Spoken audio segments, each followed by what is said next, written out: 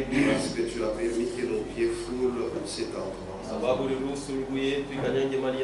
n'est pas de notre propre gré, c'est de ta pleine volonté. Et quand nous entrons ici, tu connais les besoins, tu connais nos soucis, tu connais nos frustrations. Seigneur, aide chacun de nous. Nous savons que c'est toi qui consoles. Si nous voulons suivre ce mot, avec tous ces caprices, Seigneur, nous serons malheureux tous les jours. C'est pourquoi aide-nous. Et nous ne regardions pas les déceptions, mais que nous te regardions toi. Parce que tu es le seul qui apporte la consolation. Là où nous avons échoué, en toi nous aurons une grande réussite. Bénis tes enfants qui sont venus. Aide chacun d'eux à te comprendre. Parce que quand nous te comprenons, nos cœurs sont dans le repos. Et lorsque nos cœurs sont dans le repos, personne ne regrette. Et nous attendons ta venue. Ta venue est proche. Mais le diable aussi travaille pour mettre des tristesses afin que nous nous fatiguions. Nous ne nous fatiguerons jamais jusqu'à ce que nous te verrons. C'est toi seul qui essuiera les larmes de nos yeux. Merci Seigneur. Bénis mes frères qui sont venus. Bénis mes frères. Tu connais que chaque fois que nous venons ici, quand on parle de ta parole, quelque chose se produit. Même si nous ne les voyons pas, mais toi, tu connais toutes choses. Merci. C'est dans le nom de Jésus-Christ. Nous avons ainsi demandé. Amen. Marc chapitre 8. Verset 38.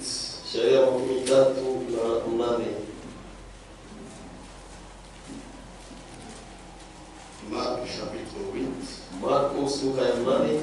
Verset 38. Car quiconque aura honte de moi et de mes paroles au milieu de cette génération adultère et pécheresse,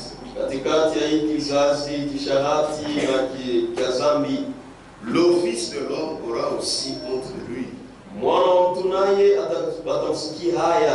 quand il viendra dans la gloire de son Père avec les saints anges.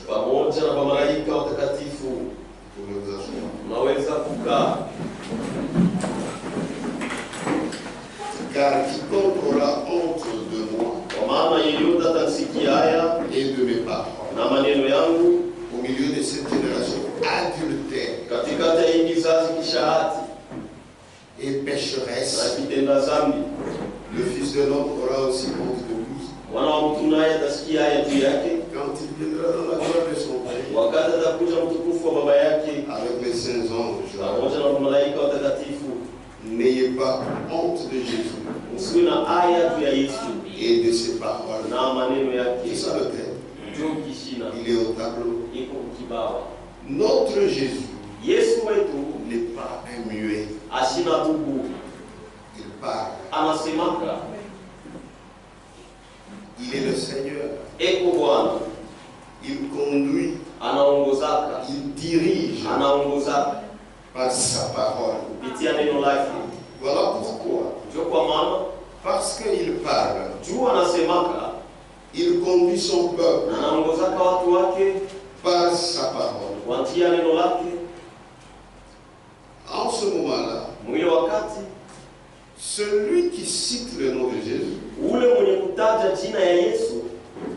doit aussi aller loin de l'iniquité.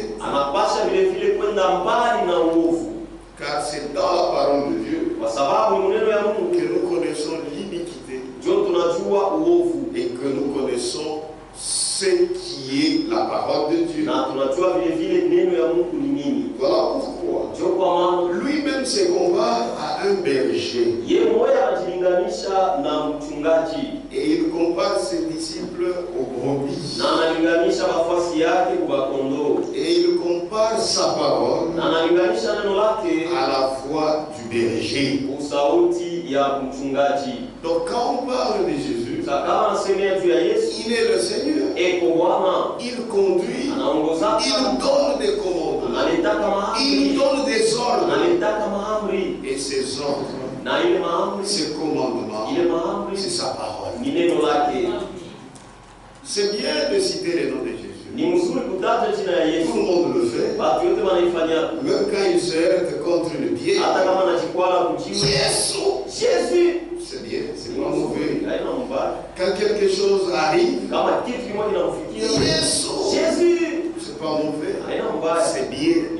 Mais c'est Jésus-là. Il n'est pas muet. Il parle. Il a sa parole. Mais là, toi qui cites les noms de Jésus, qu'est-ce que tu fais de sa parole? Voilà pourquoi ici, il dit ceci. Car quiconque aura honte de moi, il ne s'arrête pas là-bas. Quiconque aura honte de moi et de mes paroles, pas seulement de moi, parce que tout le monde, beaucoup, aime Jésus. Si je pose la question, c'est qui aime Jésus? Et même si nous sortons ici, nous allons partout ici. Qui aime Jésus? Beaucoup diront, nous aimons Jésus. Il y a même d'autres qui diront, est-ce qu'un homme normal peut haïr Jésus? Amen. Vous verrez beaucoup de monde, même les ivrognes, dans leur ivresse là, ils vous diront j'aime Jésus. Tout le monde, même les prostituées, vous allez là où elles sont. Qui aime Jésus? Tout le monde. J'aime Jésus. C'est pourquoi Jésus précise. Car quiconque aura honte de moi et de mes paroles au milieu de cette génération adultère et pécheresse, le Fils de l'homme aura aussi honte de lui quand il viendra dans la gloire de son Père avec les saints anges. Il précise celui qui aura honte de moi et de mes paroles. Que Dieu me bénisse. Et lui, il est le berger. Il conduit ses brebis. C'est par sa voix. Voilà pourquoi il se compare à un berger. Il ne compare à des brebis. Et il compare sa parole à la voix. Dans Jean chapitre 10.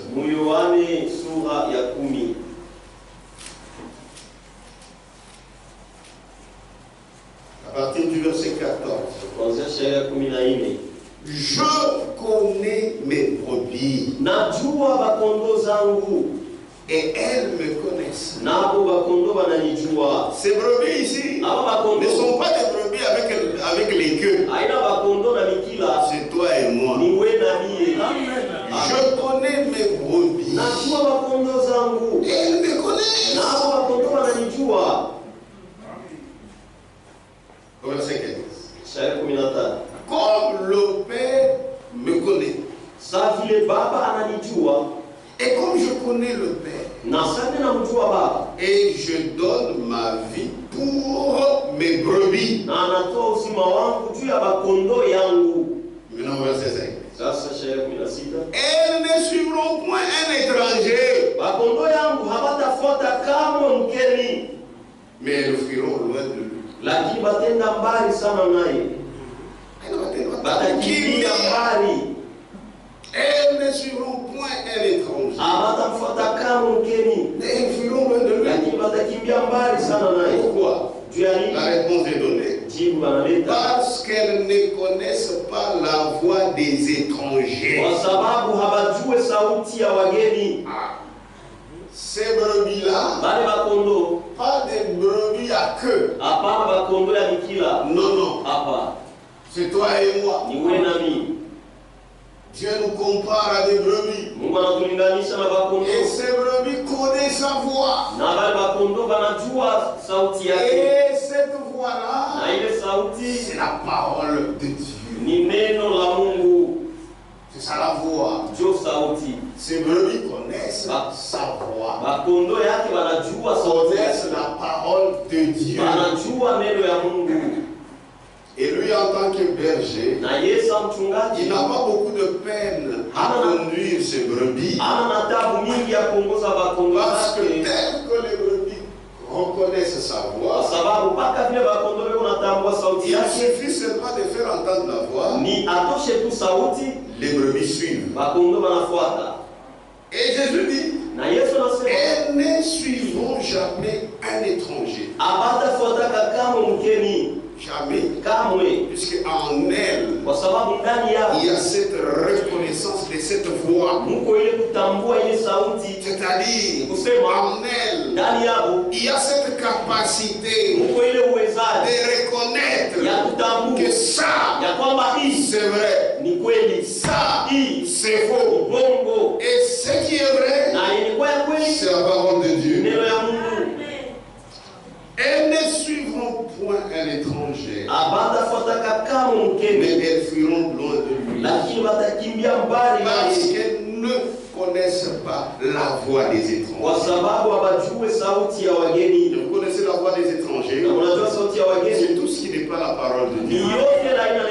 Elles ne connaissent pas la voix des étrangers. Même si ces voix-là sont proches de la voix de Dieu. Mais la vraie brebis ne les connaissent pas. Seulement la voix de l'Éternel. La parole de l'Éternel. Au verset 4. Lorsqu'il a fait sortir toutes ses propres brebis, il marche devant elles. Pour les conduire, bien sûr. Lorsqu'il a fait sortir toutes ses propres brebis, il marche devant elles. Et les brebis le suivent parce qu'elles connaissent sa voix. Il est là comme guide. En tant que guide, c'est lui le maître. Amen. C'est lui le maître. C'est lui le Seigneur. Il les conduit. Et quand il y a un maître, il y a aussi les disciples. C'est ça. Quand il y a un maître, il y a aussi les disciples. Et le maître a toujours été devant. Et les disciples suivent. Et ce maître, c'est lui le berger. On peut même ajouter le bon berger. Et les disciples, ce sont des brebis qui suivent le berger. Il est devant elle, et lui et eux, elle le brebis, ne font que suivre. Et ici on ne dit pas que les brebis regardent voir, entendent. Et un vrai disciple, il a des bonnes oreilles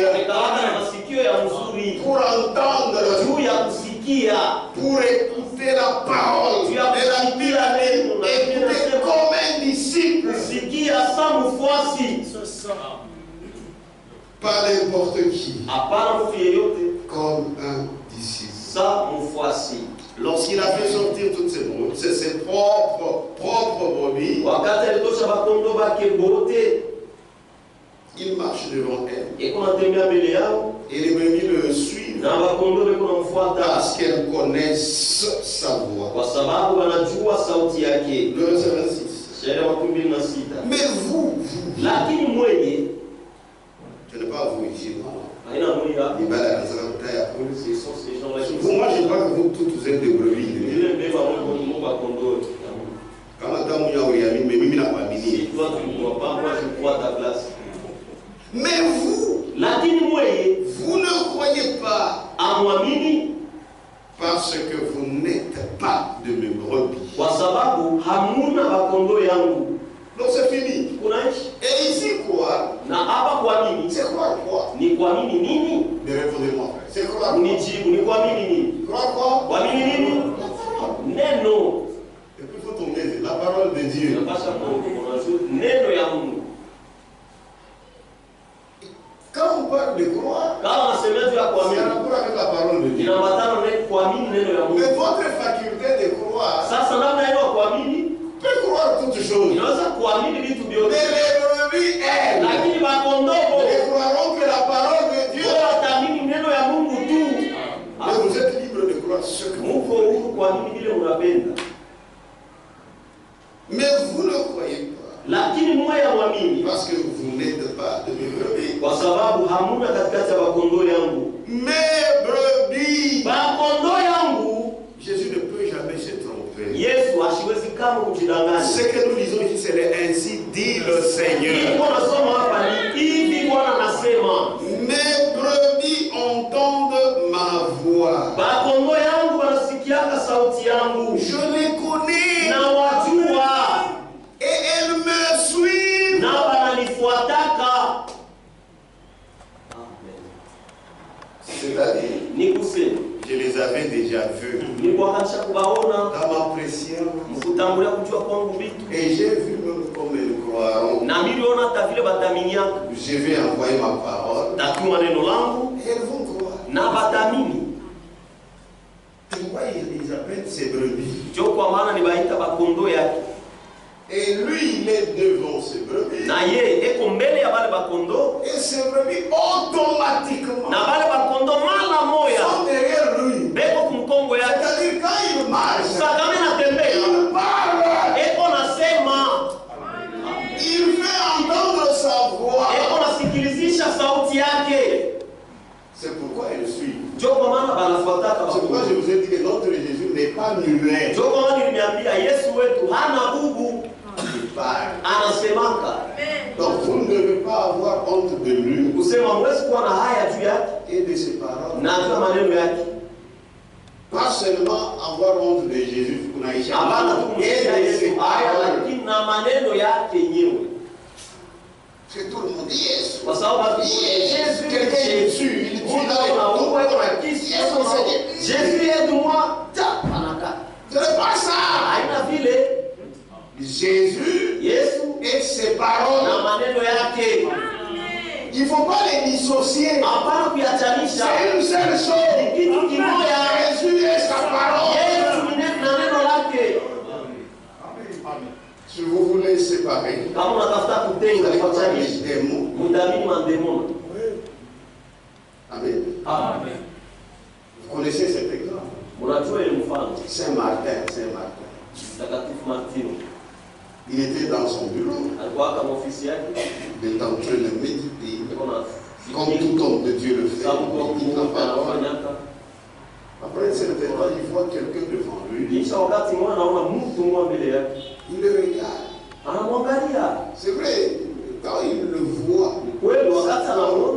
c'est Jésus. Il l'observe. Comme il était l'homme de Dieu, il cherchait la face de Dieu. C'est sûr que dans son cœur, il disait, ma prière a été exaucée. Cet homme est entré alors que il l'a donné le non. une bonne sensation. C'est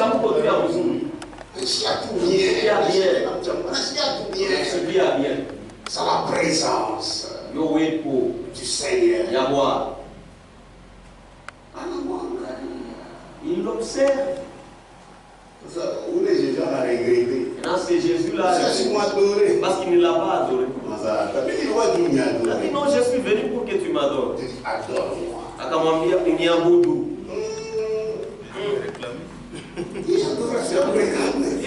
Adoration kuabudu Mungu unasema ni mwabudu. Non, laisse-moi d'abord. Comme il connaissait la parole de ce Jésus. Il y a où Jésus. Il y a où les Jésus. S'il connaissait la parole. Là, il doit aller. Jésus et sa parole. C'est une seule chose. Si vous voyez ça se concrétise, ce n'est pas Jésus. Il l'observe. Il voit sa tête, il y a une couronne. La parole ne dit pas ça. Je ne suis pas encore enlevé. Comment la couronne? Comment est-ce qu'il a eu ça? Puisque Michel, c'est nous. Lorsqu'il nous donnera des allons mériter. Nous méritons et nous commencerons à le couronner. C'est ainsi qu'atteignons au millénaire. Il va entrer dans le millénaire. Ma couronne. Ma tâche. Mais ça ne va pas dire. Comment ici? Michel, notre Tachouka là, il dit mais lui, il a déjà eu ça. Attends. Non. Jésus, malgré qu'on a style qu'on utilise malgré qu'il a maîtrisé, malgré ni démon. Non, c'est un démon son fils. Puisque le diable, Satan, il peut se transformer en ange de Dieu. Voilà pourquoi chaque année nous avons des waïs. Quand on a quoi pour ma démon. Mais si vous aussi adorez les démons, c'est votre problème. Mais moi je suis quitte de votre son.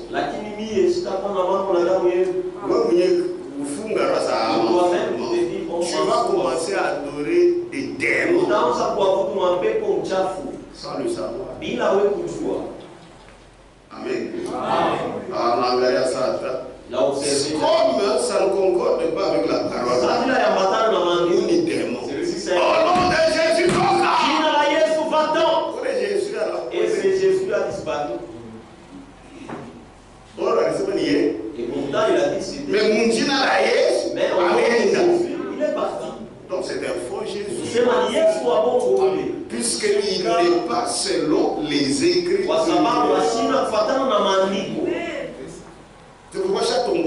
C'est pourquoi nous ne craignons pas.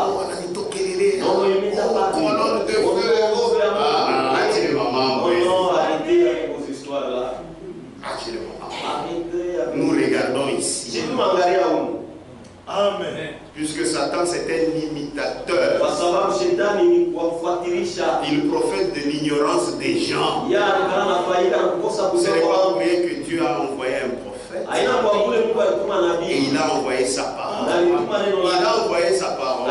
C'est pour guérir des maladies spirituelles et des maladies physiques.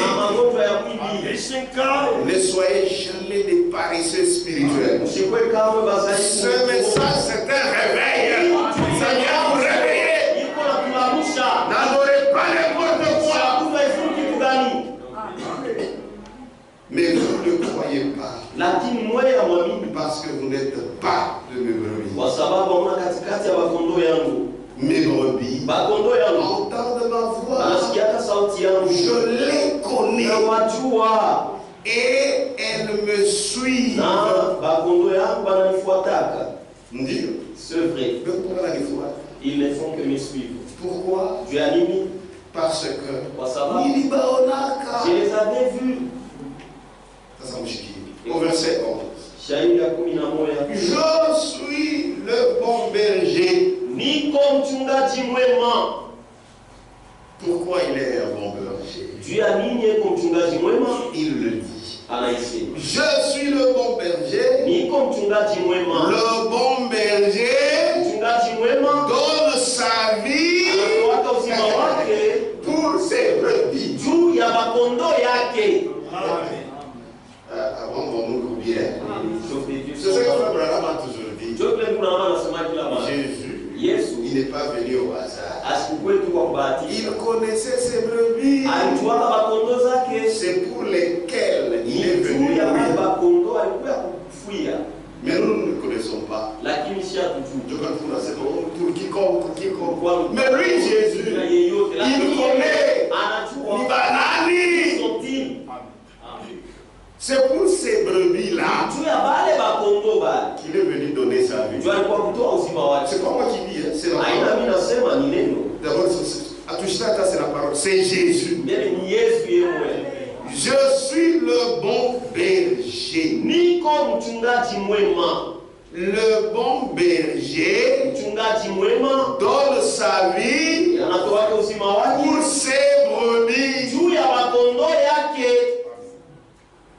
Ce sont quelles brebis? Ceux qui reconnaissent sa voix. C'est ça, non? Verset 4. Lorsqu'il a fait sortir toutes ses propres brebis. Lorsqu'il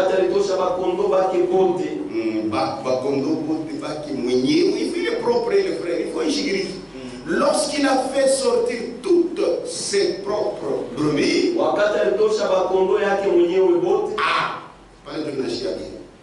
il marche devant elle et les brebis le suivent. Pourquoi? Parce qu'elles connaissent sa voix. Et c'est pour elle que le bon berger est venu donner sa vie.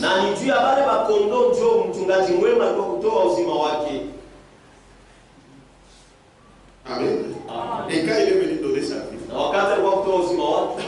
il savait exactement combien de gens. Il n'est pas comme un homme, non, tous les 20 bien mis,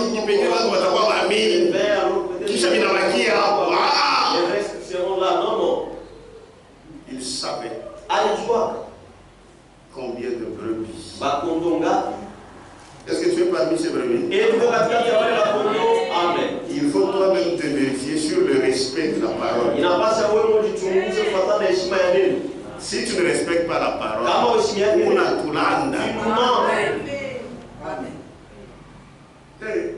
C'est ça. N'ayez pas honte de moi. Et de mes paroles. Je suis brebis de Jésus. Mais je ne reconnais pas sa voix. C'est faux. Je suis brebis de Jésus. Je reconnais sa voix. Et vous connaissez la voix de Dieu dans notre temps. Vous connaissez? C'est quoi? C'est le message du temps. Amen. C'est la vérité. Il y a une prédication comme ça, écoutez sa voix. C'est Branham. La voix de Dieu est devenue très rare. Très rare. Mais toi, tu crois. Toi, tu as reconnu.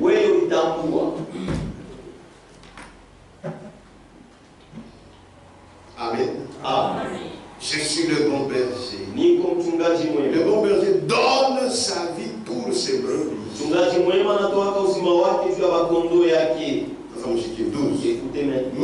le mercenaire,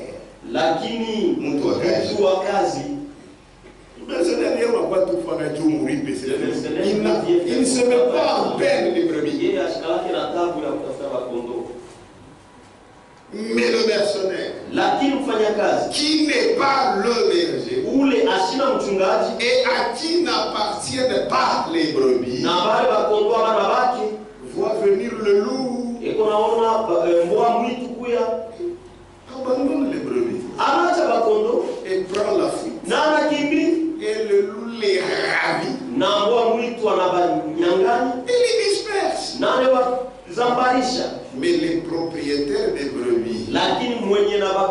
kondo. Lui, vous allez le tuer. Vous allez le tuer. C'est ce que David disait. Il montre son expérience. Il dit, je voyais comment les brebis de mon père. L'ours est venu. Ainsi de suite. Oui, David se mettait en peine des brebis. Amen. C'est la même chose avec notre Dieu. C'est pourquoi il faut être brebis du bon berger. Et même le loup lui-même sait. Si tu es la brebis du bon berger, même l'ennemi sait qu'avant de t'atteindre, il faut d'abord aïchaner la bon berger. Or, le bon berger est toujours le victorieux. Amen. Donc, vous ne pouvez pas dire que vous croyez Jésus, de vous rejeter sa parole. C'est faux. Jésus disait, pourquoi m'appelez-vous Seigneur, Seigneur? Mais vous ne faites pas ce que je vous dis. Mon nom est sur vos lèvres. Mais votre cœur est si loin de moi. En d'autres termes, vous êtes des menteurs. Vous ne me croyez pas. Puisque si vous me croyez, vous allez suivre mes paroles. C'est la vérité. Quand on dit à une femme d'être soumise en toutes choses à son mari, c'est parce que son mari, il est son Seigneur. C'est ça, non? Si tu vois une femme qui ne réalise pas les volontés de son mari, dans son cœur, elle n'est pas femme de ce mari. C'est la vérité. Chérie. Pourquoi il y a d'autres qui ne veulent pas qu'on les appelle chérie? Ça m'énerve. Tu m'appelles chérie, mais tu ne veux pas ce que je dis. Mais maintenant, on va bien. Et un véritable chéri, un tel chéri ne va pas chercher ça. Il est chéri. Ces chéris-là, il ne va pas chercher ça. C'est comme si tu es en train de l'amadouer seulement. Chéri.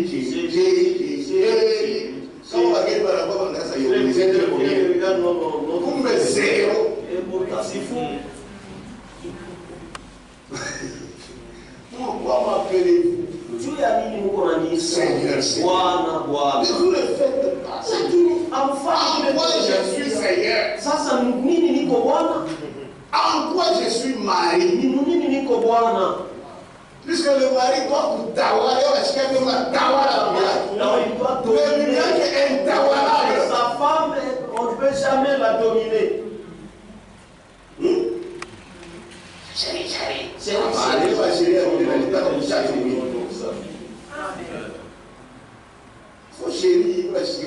Chérie, quand on appelle, on sent que non, ça c'est un véritable relation. Mon mari. Non, il faut pas. J'ai dit de faire ça. Pourquoi tu n'as pas fait? Pourquoi m'appelez-vous Seigneur?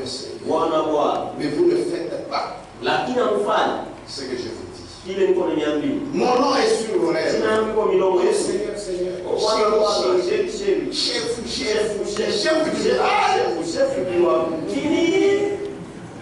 Ou bien les chefs pour te dominer. Il ne faut pas faire des histoires comme des slogans. Si tu ne veux pas, arrête. Puisque le frère va remarquer. Tu dois le frère. C'est ça. Ma frère, tu dois bien. C'est ça. Tu dois bien. C'est ça. boucherie suivi des faits, suivi des actes. La même chose avec Jésus. Seigneur, pourquoi m'appelez-vous Seigneur, Seigneur? Mais vous ne faites pas ce que je dis. Mon nom est sur vos lèvres. Mais votre cœur est si loin de moi. Mais vous voulez que tous sachent que vous êtes des chrétiens.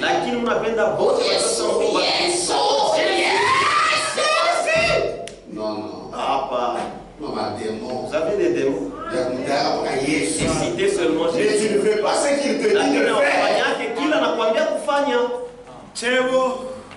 Vous rejetez sa parole. Oh Jésus et sa parole vont de pair. Que Dieu vous bénisse. Jésus est venu pour sauver le monde. En tant qu'agneau, il est venu pour sauver. Il n'avait pas besoin de condamner le monde. Parce que là, il est venu comme sacrifice. Amen. Amen. Il est venu. Il l'a fait. Il a versé son sang. Maintenant, il a scellé tout ce qu'il a dit dans ses paroles. C'est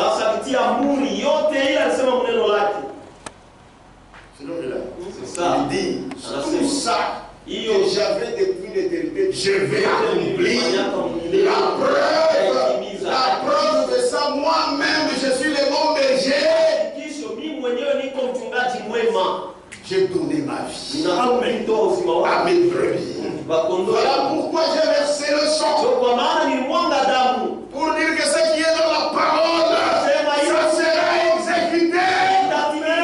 Celui qui croit. Amen. Amen. C'est la vérité. Ça sera accompli. Que Dieu vous bénisse. Maintenant, il est parti. Il est encore là. Dans son église. Sous forme du Saint-Esprit. Écoutez. Toujours Jésus qui parlait. Jean chapitre 5. Verset 24. En vérité, je vous le dis. Celui qui écoute ma parole et qui croit à celui qui m'a envoyé a la vie éternelle et ne vient point en jugement, mais il est passé de la mort à la vie. Celui qui écoute ma parole et qui croit à celui qui m'a envoyé a la vie éternelle. Or, celui qui m'a envoyé, c'est une façon de parler. C'est celui qui était dans l'éternité. Il est venu dans la chair humaine. Si vous ne croyez pas ce que je suis, vous mourrez dans vos péchés. Si vous ne croyez pas que c'est moi-même qui suis venu, vous allez mourir dans vos péchés. Donc ici, vous voyez, il y a toujours deux choses. Il y a celui qui parle et sa parole. Celui qui croit ma parole. Celui qui m'a envoyé. C'est ça. C'est vous dans vous savez. Yes. Mais parole rien. Tu as des démons.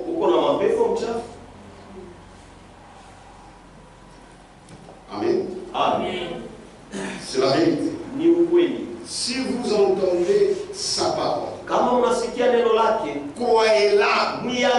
C'est Jésus que vous croyez. Aujourd'hui, quand vous lisez la parole de Dieu, la parole de Dieu dit, si on vous dit que Jésus est ici, que Jésus est là, que Jésus est dans une chambre, bien sûr on a fait. C'est Jésus qui dit. Ne le croyez pas. Musiamini. Amen. On dit que mon cher,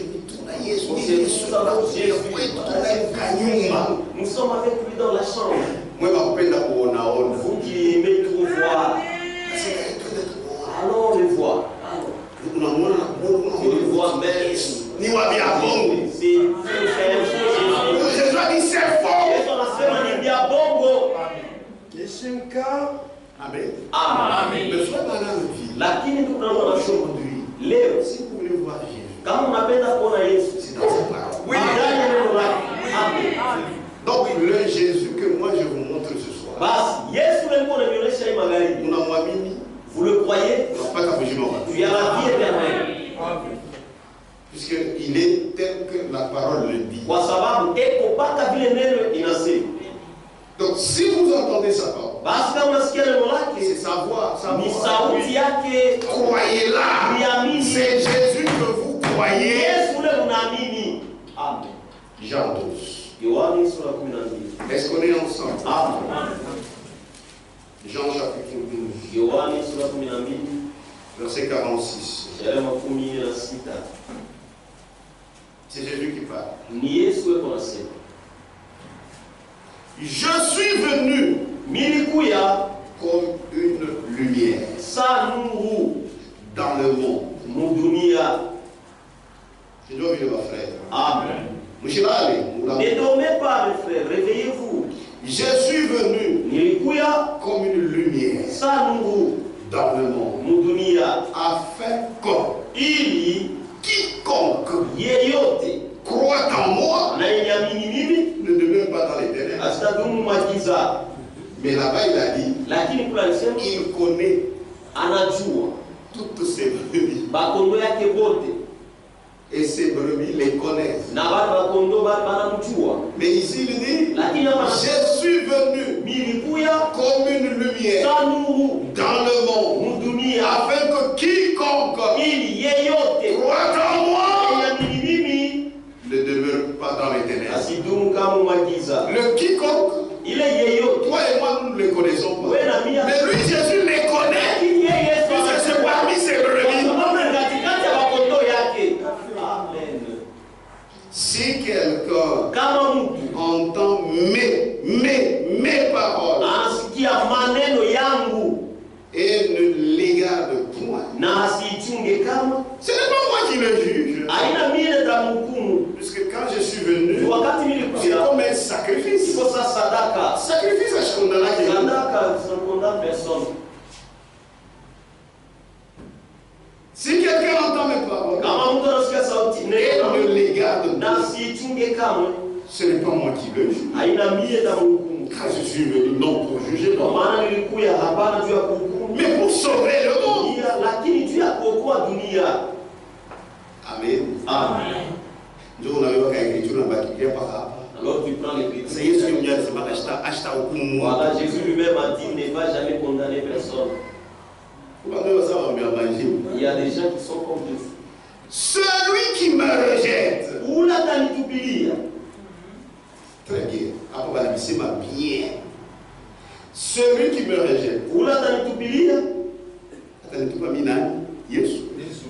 Celui qui me rejette et qui ne reçoit pas mes paroles.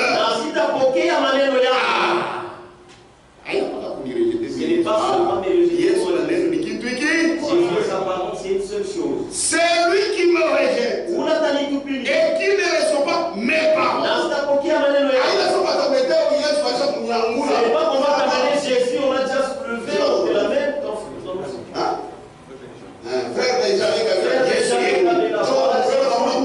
tu les prends aussi, tu les rejettes. Non, ce n'est pas comme ça. C'est quand on te prêche. Si tu rejettes, c'est Jésus que tu rejettes. Celui qui me rejette et qui ne reçoit pas mes paroles à son juge. Les juges du la parole que j'ai annoncée, c'est elle qui le jugera. Quand au dernier jour. Amen. Peut-être vous ne comprenez pas. Siku ya mwisho. Ici, ce n'est même pas un enlèvement. Il faut participer au premier enlèvement. Il y a la première résurrection. Pourquoi pense? Avant d'entrer dans le millénium, première résurrection. Il y a Kwanza. C'est ça. Mais une dernière. Ça, c'est les deux. Siku ya mwisho. Avant d'entrer dans l'éternité. Mbele ya kuingia mumilele. Jugement au trône blanc. Ndio wanaita hukumu kukiti nyeupe. Kama Mungu batakuimba sasa. Si tu ne connais pas, batakuimba. Jugement au trône blanc. Jugement kukiti ya enzi nyeupe. Ma vie éternelle. Là où ils ont toujours dit. On va juger kule batahukumu par la parole. Kupitia neno. Moi, on a dit à la barrière, il n'y a pas qu'à voir. Mais Jésus lui-même. Vous êtes au trône blanc. Là, au trône blanc. Là où vous n'avez déjà. Là où vous n'avez pas. C'est là, neno. C'est Jésus lui-même. Yes, il y a un peu de ça, c'est la période de pas Amen. Kama madoctrine ya bantu yanguke on s'en fout. Amen. Amen. Celui qui me rejette et qui ne reçoit pas mes paroles à son juge la parole que j'ai annoncée, c'est elle qui le jugera au dernier jour.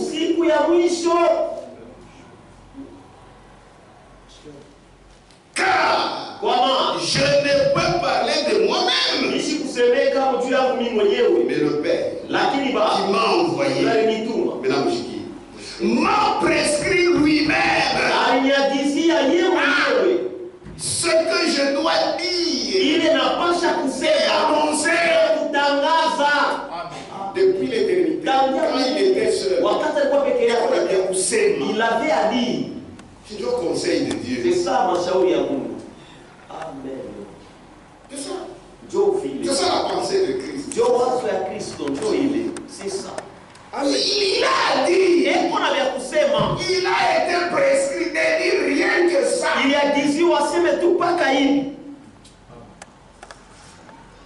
et je sais que son commandement. Et je sais que son commandement est la vie éternelle. Mépriser la vie éternelle. Ça veut donc comprendre bien. Dire les choses, vous ne comprenez pas bien. Voyez comment Jésus met l'accent. C'est Jésus lui-même. Amen. Et je sais que son commandement est la vie éternelle. C'est pourquoi les choses que je dis, je les dis comme le Père me les a dites. Exactement. Amen. De comprendre la parole, c'est une grâce. Amen. Amen. Jésus avait dit encore dans Jean chapitre 6. Le verset 63. C'est l'esprit qui vivifie. La chair ne sert de rien. Les paroles que je vous ai dites sont esprit et vie. Amen. Amen. C'est la vérité. C'est pourquoi il dit celui qui me rejette et qui ne reçoit pas mes paroles à son juge. La parole que j'ai annoncée, c'est elle qui le jugera au dernier jour. Très fort. La grande trahison. 30 tragédies. Page 68. Dernier paragraphe. Nous vivons encore dans le jour de la grâce. Est-ce que vous croyez ça? Vous croyez que nous vivons encore dans le jour de la grâce? Nous vivons encore dans le jour de la grâce. Et chacun a la possibilité d'entreprendre un cours correctif. Et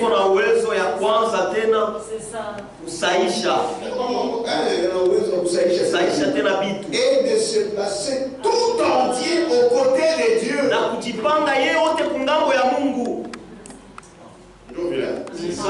Maintenant, pour la dernière fois, la parole de Dieu sort pour notre salut et pour notre enseignement.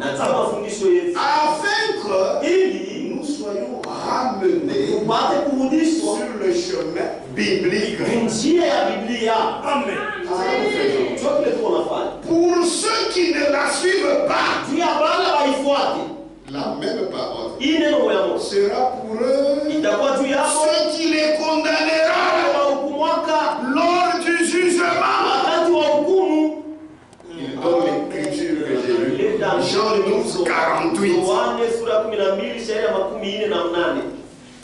Cet appel est valable pour tous. Pour tous. Aujourd'hui, si vous entendez sa voix, n'endurcissez pas vos cœurs. Bien écoutez, c'est lui qui crie à chacun individuellement. Si tu eusses connu, toi aussi, au moins en cette tienne journée, les choses qui appartiennent à ta paix, c'est-à-dire cette parole, c'est ce qui appartient à ta paix. Si tu la crois, la paix c'est tous les jours. Dans le monde entier, tous les vrais enfants de Dieu reconnaissent que Dieu a envoyé sa parole pour nous guérir. Ce n'est pas seulement la guérison physique, la guérison spirituelle. Et nous appeler pour toujours hors de toute erreur et confusion. Est-ce que vous n'êtes pas dans la vie? Est-ce que cette voix, vous ne l'aviez pas entendue? N'ayez pas honte de Jésus.